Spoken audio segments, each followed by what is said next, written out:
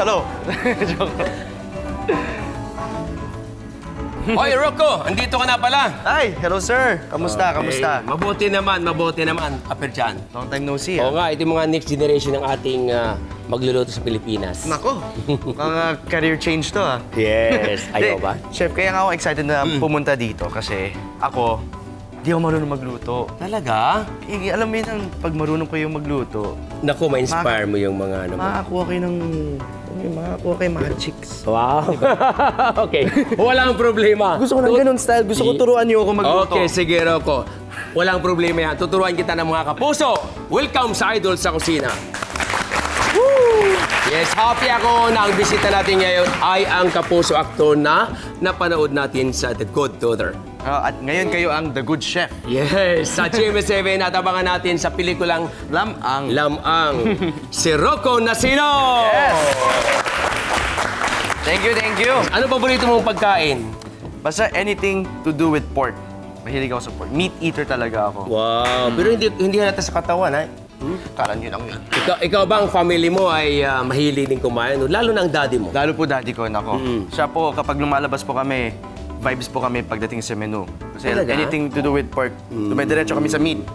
Nako, ha? Sisig, pork chop. Nako nga, sigurado ang ituturo ko sa iyo ngayon ay magugustuhan din ng daddy mo dahil tribute to the fathers tayo ngayon. Oh. Ito ang mga pagkaing bumabati sa mga daddy dahil sa kanilang achievement. Siyempre, ang pagbati ay pagsuporta natin sa kanilang dinadaan na hirap ng buhay nila. Yung ating mga daddy. Siyempre, idadaan natin sa pagkain. Kaya nga tayo may crispy pata or boneless pata. Okay? Alright. Ito na mga mami at daddy yan. Yes, tara na. Magluto na tayo. Ang una natin gagawin ay ang, ito na nga, boneless crispy pata. Okay?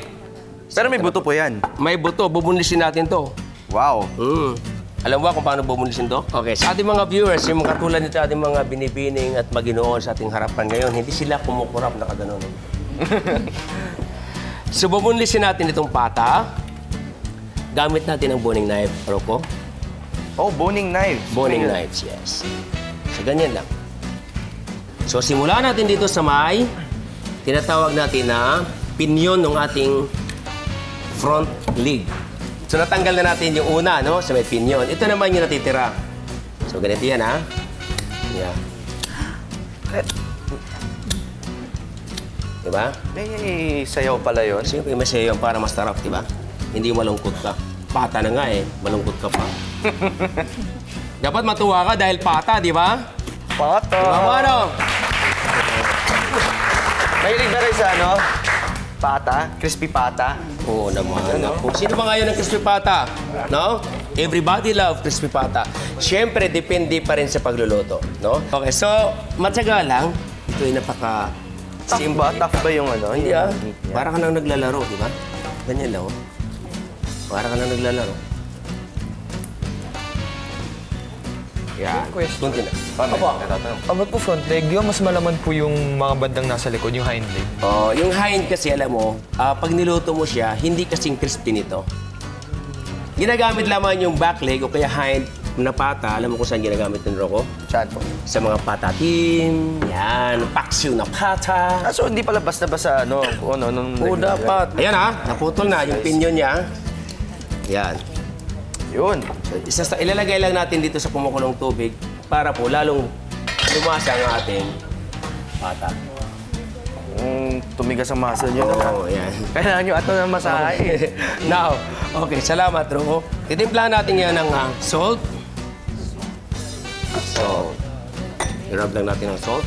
Yung mga napapanood ko sa TV, may gumagano'n ba sila? Ito po. Aluminum foil. Balutin natin. Yan. Wow. Balutin natin. Pwedeng Pwedeng ihiwalay. Ayaw mo ito? Pwede rin. Pwedeng po. Okay, so ito ay babalutin natin. Diba? Yan. Huwag kayong malulungkot dahil malapit na itong kakain. Malapit ang maluto. Okay? So ilagay lang natin dito sa loob. Yan. Wow. Titimplahan lang natin ng bahagyang salt. Pwede ko subukan yun? Pwede. Ayun. At saka laurel. Ayan. At lagyan natin ng pamintang buo. Wow. Yan. Ito na, timplado na lahat, di ba? Tatakpan natin. Yun ang kailangan. Yan lang mo kailangan. Wow. Ayan na po, sinimmer natin sa loob ng 3 oras. At mayroon na po ako ditong aking advance. Ito na po, yon. 3 araw. 3 araw. 3 oras, ayan na po. Dinagdagan ko ng isa. Ang dahilan po para hindi po maghiwalay, binabalutan ng fuel. Katulad nito, wala na po. No?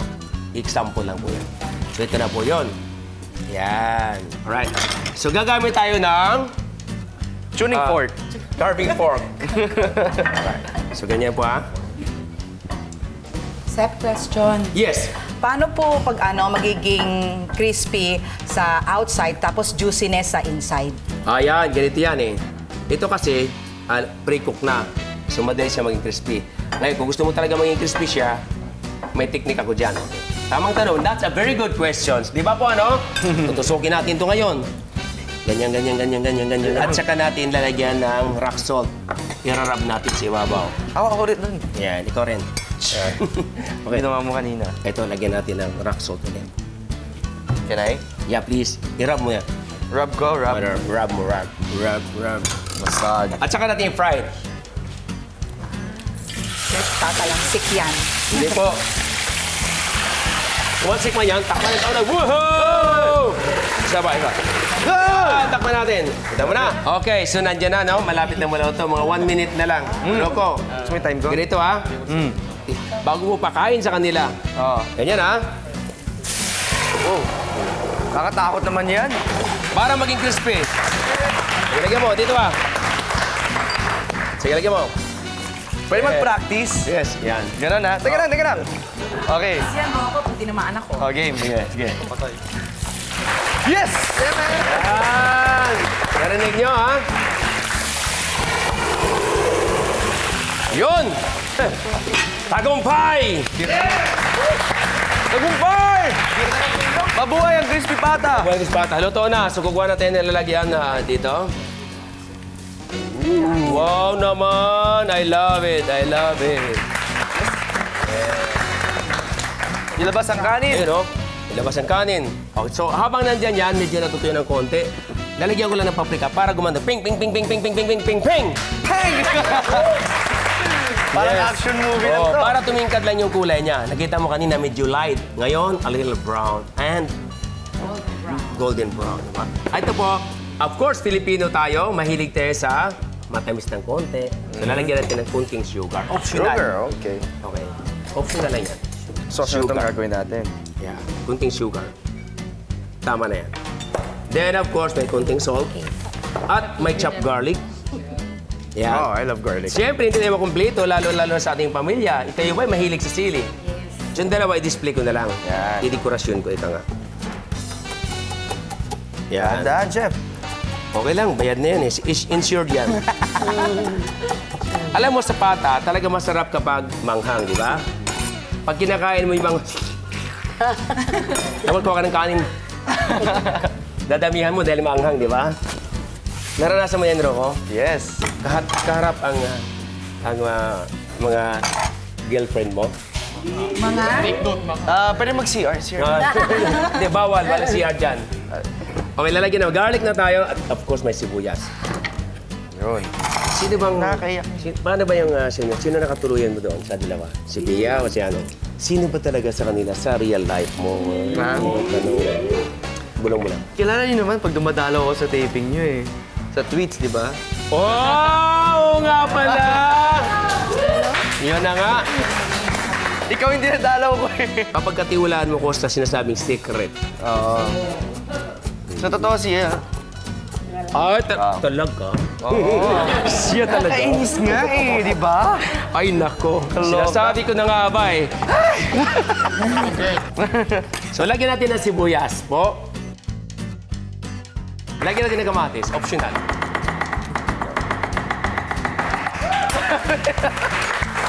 Tatakot naman yun. At saka natin lagyan ng toyo, di ba? Taran-tan-tan.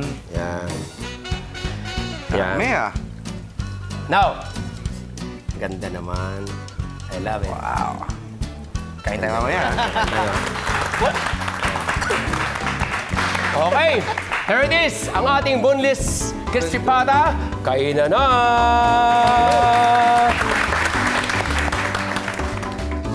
Rocco, Yes. mapo ka na ron at bigyan kita ng pagkain. Alam mo, Right. gutom ka na.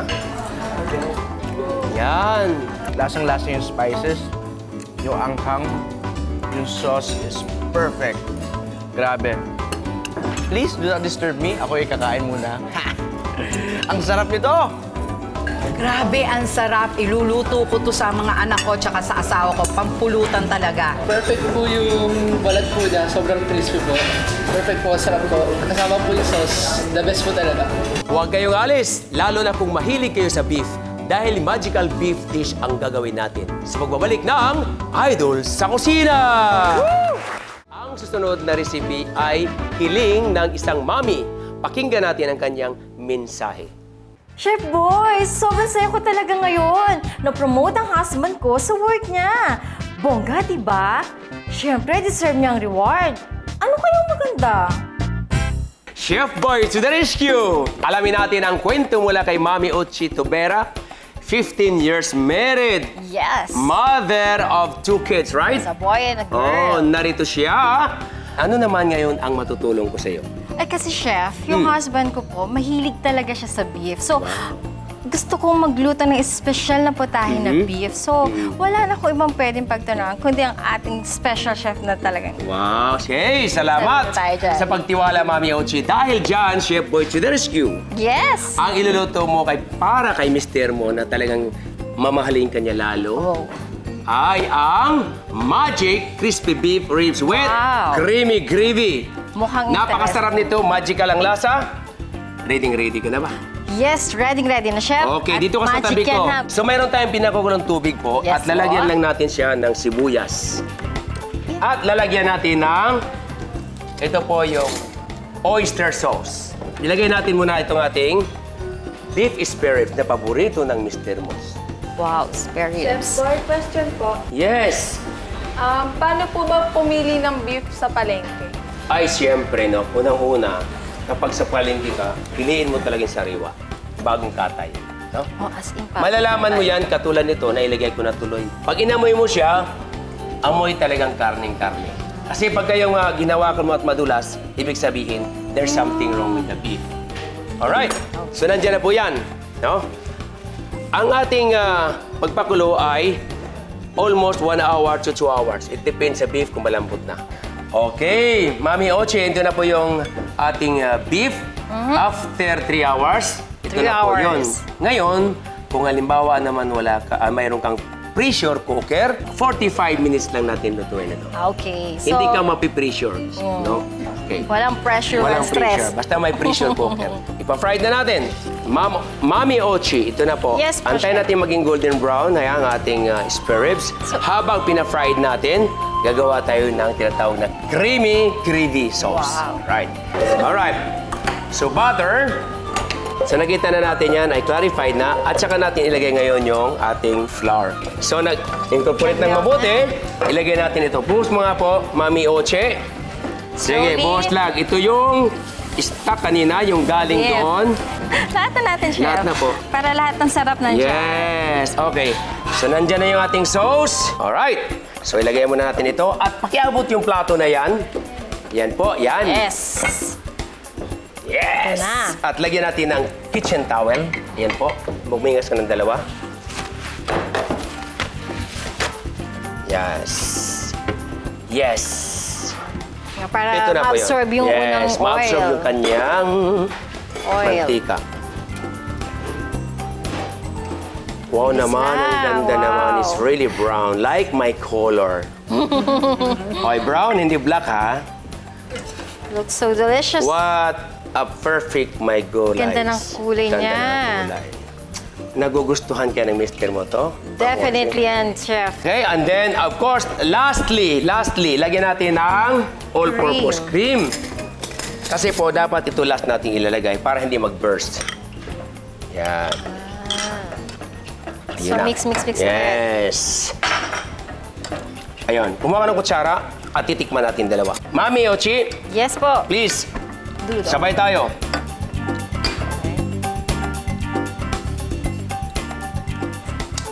Wow naman, ang sarap talaga. Sarap. Super. Talagang may magic siya, ha? May magic talaga. Super kasi So, Isipin mo yan, Talagang kalahati ang sarap lang po nilagay ko, masarap na. Lalo na kapag ilagay natin dito sa isang wok, Okay. ang kalahati niyan, at ilagay natin ito ang ating fried, crispy spare ribs. Alright, so ito toast natin. Wow naman. Wow. Pakiabot yung plato. Another plate. I'm sure, nako, ang mister mo, makakalimutan yung kanyang girlfriend. Ay, mali. Mali po. Ako rin ang girlfriend niya, chef. Ikaw rin yung girlfriend niya. Yun doon nga, sinasabi ko na nga ba. Ayan po, ilagay na natin. Ay, nako, Oh, mukhang mapapalaban ang mister ko mapapalaban dyan. ka talaga. Ilagay natin yan. Nang ganda. Oh. Look at that. What a beautiful color. Yeah. Ito po yung natirang sauce. Ilagay natin dito para lalo kang gaganahan. Lagyan ng garnish para lalo Yung kang magic hand. Yes, okay. Ito lang. Wow, talaga At naman. yung natira naman, yung puno na yan, at saka natin hihiwain. Di ba? So, i-garnish na natin. Yan! Ping, ping, ping, ping, ping, ping, ping, ping! Here it is! Magic crispy beef ribs with creamy gravy. Kain na! Mami Ochi, pag-iabot mo yung kanyang plato at lalagyan natin ng crispy Special spare ribs. crispy spare ribs. Ayan. Oo naman. And the sauce. Naku. Kain ka lang. Ibigay ko lang ito sa atin. So once again, the chef made magic. Yung pagkulutong ng beef niya, sakto lang. Tas the gravy was, grabe, sobrang delish. Malamang pagdating ko sa bahay, gagawin ko to. At pag naghandaan kami, tiyak kasama to sa aming menu. Sobrang sarap niya talaga. We're back dito sa Idol sa Kusina. May drink suggestion naman ako para sa inyo. Siyempre, ito yung perfect drink para sa mga putaheng iniluluto ko para sa inyo. Ito ang ating Mango Peach Smoothie. Right. Galing ha? Timing na timing talaga. Kaya nga, Parang motor lang. tantim tayong dalawa. So kung wala naman kayong fresh na peach, pwede po itong can. Ang bango niya. Lalagyan ko naman ng Fresh na. fresh na fresh. Ay, May mahilig mangga, ako. Mahilig ako sa mango shake. mango shake, orange juice, Oh, orange juice. Oh. then of course the milk. Tama na yung milk na yan. Fresh milk. Or pwedeng ibab, if you want, no? Paano yung malaman kung gaano karaming ilalagay? Well, ito naman kasi Tansya. depende sa thick, yung lapot ng ating... So habang binablender, Malalaman mo ngayon.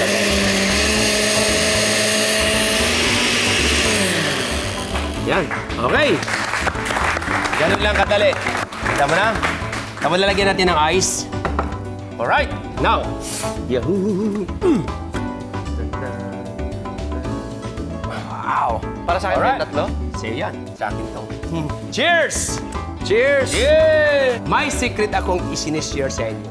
Sa boneless crispy pata, ang ginawa natin ay pakuluan ng 3 oras at pagkatapos, pag lumambot na, tinanggal natin at tutusukin natin ng tinidor at lalagyan ng rock salt.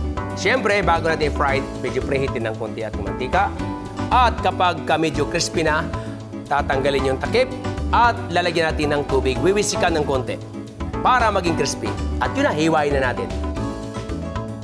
And then next, yung ating magic crispy beef ribs with creamy gravy. Siyempre, ang sikreto doon, malambot dapat yung ating beef spare ribs bago natin i-toast doon sa Maggi Magic Sarap na sauce natin. Maraming salamat kay Rocco Nasino. Thank you! At maraming salamat din sa lahat ng ating mga kaibigan andito. Nabusog ba kayo? Yes! Kung kayo ay may problemang may kinalaman sa pagkain, laging tandaan, andito lang ang inyong idol sa kusina. Chef Boy to the rescue! See you next Sunday! Woo! Cheers! Cheers! Yeah! Idol sa Kusina would like to thank Best Term International Corporation, your one-stop shop for all your food service equipment needs. Tefal, Princess Appliances, Oxa Good Grips, Jecom's Enterprises, Savers Appliance Depot, Multimac Gomeco, Destiny Paint. Chef Boy Logro would like to thank Dr. Nina Rodil de Luna of Dental Focus and Chef Logros Institute of Culinary and Kitchen Services.